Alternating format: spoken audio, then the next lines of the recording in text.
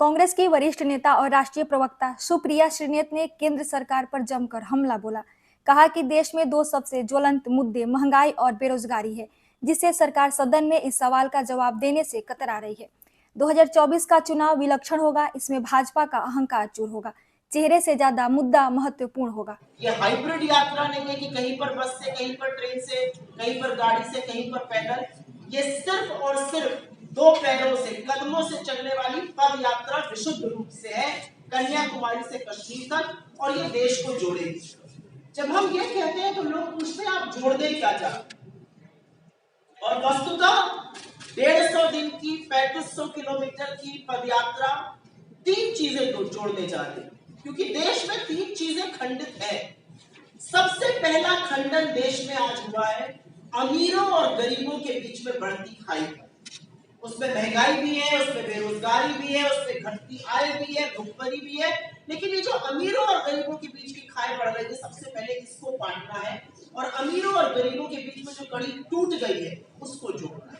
के नाम पर हो, खान पान के नाम पर हो, वेशभूषा के नाम पर हो, ये जो कड़ी टूट रही है, आज जो सर्टिफिकेट बांटे जा रहे हैं, आज एक मैच में जब कैच छूट जाता है एक प्लेयर से तो उसको खालिस्तानी बोल दिया जाता है। ये जो सांप्रदायिक माहौल है, ये जो तनाव का माहौल है, उसको जोड़ने के लिए ये भारत जोड़ो यात्रा जरूरी है। लेकिन मेरा अपना मानना है कि 2024 का ये चुनाव बहुत ही विलक्षण होने वाला है। 2024 का ये चुनाव मोदी जी बनाम इश्यूज होगा। 2024 का ये चुनाव भारतीय जनता पार्टी की कुरीतियों, भारतीय जनता पार्टी की असंवेदनाओं, भारतीय जनता पार्टी की उदासीनता, भारतीय जनता पार्टी के दंभ और अहंकार के खिलाफ मिलकर लड़ा जाएगा।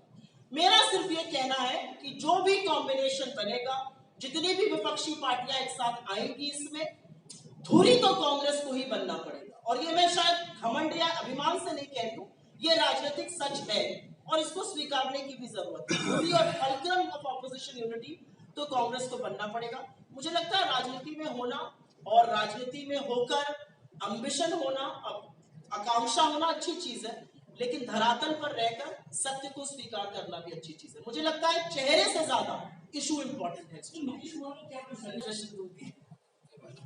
अच्छा हुआ कि भगवान बाबा विश्वनाथ की कृपा हुई, समय रहते उनको बुद्धि आई और एक डूबते जहाज को छोड़कर हिंदुस्तान जोड़ने के लिए उन्होंने अपना संबंध तोड़ा भारतीय जनता पार्टी से। 9000 से ज्यादा लोग चुनकर आए हैं जो अध्यक्ष चुनेंगे।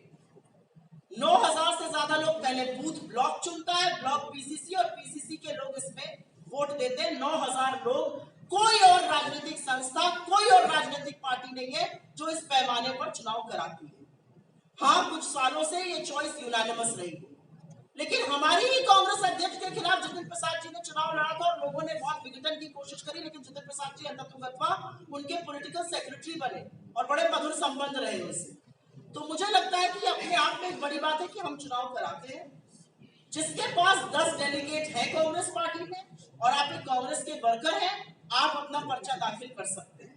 लेकिन कांग्रेस की एक कार्यकर्ता होने के नाते, और मुझे लगता है इस मंच पर बैठे लोगों का शायद मैं हवाला देकर कह सकती हूँ कि मुझे लगता है कि मेरे नेता राहुल गांधी हैं, क्योंकि राहुल जी बढ़कर, निडर होकर निरंतर इस सरकार से लड़ते हैं, सच की बात करते हैं, वो डरते नहीं।